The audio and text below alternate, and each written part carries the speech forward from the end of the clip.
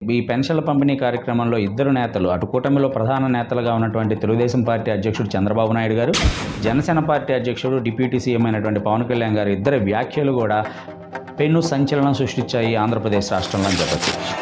2029లో జగన్మోహన్ రెడ్డి గారు ఎలా రెడీ అవ్వబోతున్నారు, ఈ 5 సంవత్సరాలు జగన్మోహన్ రెడ్డి గారు ఏ అంశాల మీద ఫోకస్ పెట్టబోతున్నారు, జగన్మోహన్ రెడ్డి గారు ఏ అంశాలతోటి ప్రజా సమస్యల మీద పోరాడబోతున్నారు అనే అంశాలని కూటమి నేతలు ముందుగానే గ్రహించినట్టుగా కనపడుతూ ఉంది. జగన్మోహన్ రెడ్డి గారు సంక్షేమానికి బ్రాండ్ అంబాసిడర్గా ఉంటారు అని చెప్పేసి ఆ పార్టీ కార్యకర్తలు నాయకులు భావిస్తూ ఉన్నారు. ఏదైతే జగన్మోహన్ రెడ్డి గారి సంక్షేమం అనే పేరు ఏదైతే ఉందో ఆ పేరుని పూర్తిగా చెడిపేసే ప్రయత్నం అనేది ఖచ్చితంగా చంద్రబాబు నాయుడు గారు చేయబోతున్నారు. హాయ్ అండి, అందరికీ నమస్తే. Welcome to Narayana Telugu television. So ప్రధానంగా 2024లో కూటమి అధికారంలోకి వచ్చిన తర్వాత అతిపెద్ద సంక్షేమ పథకం అనేది జూలై 1వ తారీఖున ఆంధ్రప్రదేశ్లో ప్రారంభించబడింది. అదే సామాజిక పెన్షన్స్. కూటమి అధికారంలోకి వచ్చిన తర్వాత దాన్ని ఎన్టీఆర్ భరోసా పేరుతోటి సుమారు 65,30,000 మందికి 4,400 కోట్ల రూపాయలు అనేది జూలై 1వ తారీఖున పంచుతూ ఉన్నారు. అంటే 1-2 రోజుల్లో కంప్లీట్ అవ్వచ్చు. ప్రధానంగా ఏంటంటే ఈ పెన్షన్ల పంపిణీ కార్యక్రమాన్ని చంద్రబాబు నాయుడు గారు మంగళగిరి నియోజకవర్గంలో పెనుమాక గ్రామంలో లాంఛనంగా ఆయనే స్వయంగా ఇళ్ల వద్దకు వెళ్ళి పెన్షన్ల పంపిణీ కార్యక్రమాన్ని ప్రారంభించారు. అదేవిధంగా డిప్యూటీ సీఎం పవన్ కళ్యాణ్ గారు కూడా పిఠాపురంలో నేరుగా పెన్షన్ల పంపిణీ కార్యక్రమంలో పాల్గొన్నారు. సో ప్రధానంగా ఈ పెన్షన్ల పంపిణీ కార్యక్రమంలో ఇద్దరు నేతలు అటు కూటమిలో ప్రధాన నేతలుగా ఉన్నటువంటి తెలుగుదేశం పార్టీ అధ్యక్షుడు చంద్రబాబు నాయుడు గారు, జనసేన పార్టీ అధ్యక్షుడు డిప్యూటీ సీఎం అయినటువంటి పవన్ కళ్యాణ్ గారు ఇద్దరి వ్యాఖ్యలు కూడా పెను సంచలనం సృష్టించాయి ఆంధ్రప్రదేశ్ రాష్ట్రంలో అని చెప్పచ్చు. సో అనేక రకాల అనుమానాలకి, కూటమి యొక్క వ్యూహాలకి, అదేవిధంగా వాలంటీర్ల యొక్క భవిష్యత్తుకి కూడా ఈ రోజున ఈ ఇద్దరు వ్యాఖ్యలు అనేవి సమాధానాలు చెప్పాయనే చెప్పచ్చు. ప్రధానంగా అత్యంత కీలకంగా 2029లో జగన్మోహన్ రెడ్డి గారు ఎలా రెడీ అవ్వబోతున్నారు, ఈ 5 సంవత్సరాలు జగన్మోహన్ రెడ్డి గారు ఏ అంశాల మీద ఫోకస్ పెట్టబోతున్నారు, జగన్మోహన్ రెడ్డి గారు ఏ అంశాలతోటి ప్రజా సమస్యల మీద పోరాడబోతున్నారు అనే అంశాలని కూటమి నేతలు ముందుగానే గ్రహించినట్టుగా కనపడుతూ ఉంది.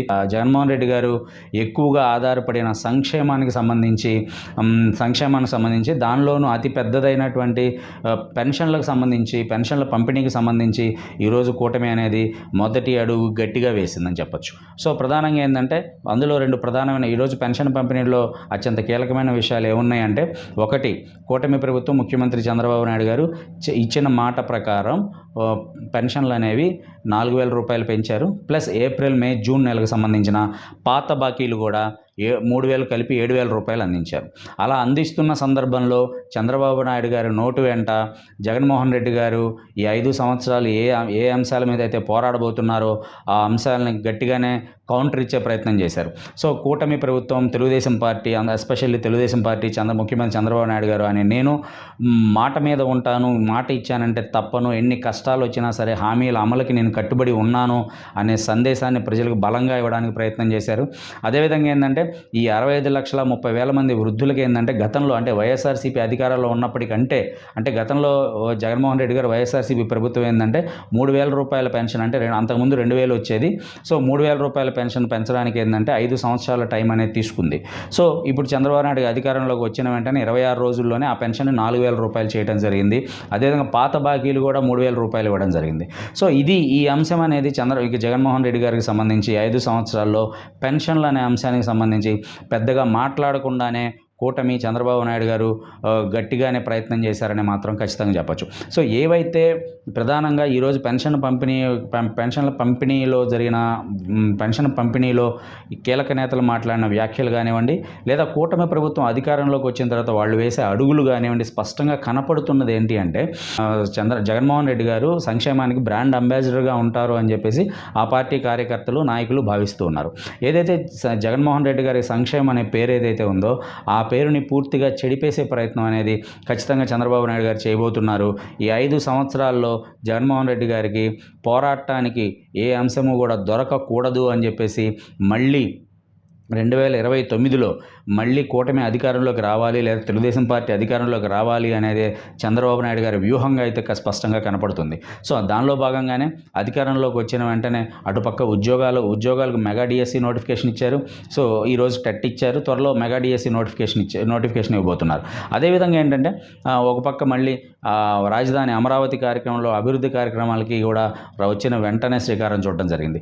మూడో పక్క సంక్షేమానికి సంబంధించి గతానికంటే భిన్నంగా ఎక్కువ మొత్తంలో పెన్షన్ల పంపిణీ కార్యక్రమం కానీ ప్రస్తుతానికి వచ్చిన భవిష్యత్తు రోజుల్లో ఏమవుతుంది, ఏ మేరకు హామీలు నెరవేరుస్తారు అనేది కాలం నిర్ణయిస్తుంది. బట్ ప్రస్తుతానికైతే ఏదైతే 1వ తారీఖు ఇచ్చే వృద్ధుల పెన్షన్లకైతే మాత్రం గతానికంటే భిన్నంగా గతానికంటే ఎక్కువగా మోస్ట్ ఆఫ్ ది ఎక్కువ శాతం మందిని 100% సాటిస్ఫై చేశారని చెప్పక తప్పదు. సో కాబట్టి ఏంటంటే ఈ పరిణామాలన్నీ కనుక చూస్తే అంతకుముందు తెలుగుదేశం పార్టీకి ఒక ఇమేజ్ ఉంది, హామీలు అమలు చేయరు, హామీలు పట్టించుకోరని చెప్పేసి వైఎస్ఆర్సీపీ పార్టీ విమర్శలు చేస్తూ ఉంది. సో అలాంటి పరిస్థితి నుంచి తెలుగుదేశం పార్టీ బయటపడాలని చూస్తుంది.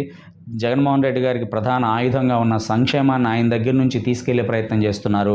సో 2029లో జరిగే పరిణామాలను ముందుగానే చంద్రబాబు నాయుడు గారు వ్యూహరచనలు చేస్తున్నట్టుగా మాత్రం కనబడుతుంది.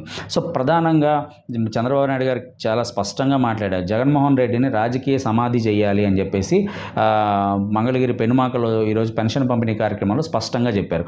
అంటే దాని అర్థం ఏంటి అంటే రాజకీయంగా 2029లో వైఎస్ జగన్మోహన్ రెడ్డిని ఇంకా ఎటువంటి పరిస్థితుల్లో లేవనీయకుండా కొట్టాలి అనేది మాత్రమే చంద్రబాబు నాయుడు గారిది కూటమి ప్రధాన ఎజెండాగా కనపడుతూ ఉంది. సో దానిలో భాగంగానే ఏంటంటే కేంద్రంలో కూడా మంచి సపోర్ట్ ఉంది కాబట్టి కేంద్రంలో కూడా చంద్రబాబు నాయుడు గారు అత్యంత కీలక పాత్ర పోషిస్తున్నారు కాబట్టి ఈ సంక్షేమ పథకాలకి సంబంధించిన నిధుల్ని ఈ రాబోయే 5 సంవత్సరాల్లో సమీకరించుకొని జగన్మోహన్ రెడ్డి గారికి పేటెంట్ అయినటువంటి సంక్షేమం అనేది కంప్లీట్గా చంద్రబాబు నాయుడు గారు సొంతం చేసుకోవడానికి గట్టిగానే అడుగులు వేస్తున్నారని చెప్పక తప్పని పరిస్థితి. సో ఇది ప్రధానంగా ఏంటంటే జగన్మోహన్ రెడ్డి గారి సంక్షేమ పథకాలని డామినేట్ చేయాలని మాత్రం ఖచ్చితంగా చంద్రబాబు నాయుడు గారు కంకణం కట్టుకున్నారు. ఎందుకంటే రాబోయే రోజుల్లో సంక్షేమ పథకాల్లో కనుక 2019 నుంచి 2024 వరకు జరిగిన పెద్ద ఎత్తులో జరిగిన సంక్షేమ పథకాల్లో కనుక తేడా వస్తే అది జగన్మోహన్ రెడ్డి గారికి బలమయ్యే అవకాశం ఉందని చెప్పేసి ఒక పక్క అభివృద్ధిని చూపిస్తూ అమరావతిలో అభివృద్ధి చూపిస్తూ రెండో పక్క సంక్షేమ పథకాల్లో ఎటువంటి ఇబ్బంది పడకుండా చూడాలనేది మాత్రం చంద్రబాబు నాయుడు గారి వ్యూహంలా కనపడుతుంది. రెండో పక్క ఏంటంటే పవన్ కళ్యాణ్ గారు ఈరోజు అత్యంత కీలకమైన వ్యాఖ్యలు చేశారు. వాలంటీర్లు ఉంటేనే పెన్షన్లు పంపిణీ చేయగలం అని చెప్పేసి గత ప్రభుత్వం చెప్పింది, ప్రజల మనసుల్లో ఒక ముళ్ళు అనేది నాటింది. ఈరోజు వాలంటీర్లు లేకపోయినా సరే అంతకంటే అద్భుతంగా పెన్షన్లు అనేవి పంపిణీ చేస్తున్నాం అధిక మొత్తంలో. సో వాలంటీర్లు లేకపోయినా ఏమీ కాదు అని చెప్పి పవన్ కళ్యాణ్ గారు చాలా స్పష్టంగా వాలంటీర్ల వ్యవస్థ అనేది ఆంధ్రప్రదేశ్లో ఉండదు అని మాత్రం స్పష్టంగా చెప్పినంత పనిచేశారు. సో భవిష్యత్తు రోజు మళ్ళీ అట్లా అంటూనే మళ్ళీ ఎవరైతే ఉపాధి కోల్పోయిన వాలంటీర్లకి ఏదో ఒక అవకాశాలు ఇస్తామని చెప్పి మళ్ళీ చెప్పడం జరిగింది. సో ప్రధానంగా వాలంటీర్లకైతే బ్యాడ్ న్యూస్ అనే చెప్పాలి.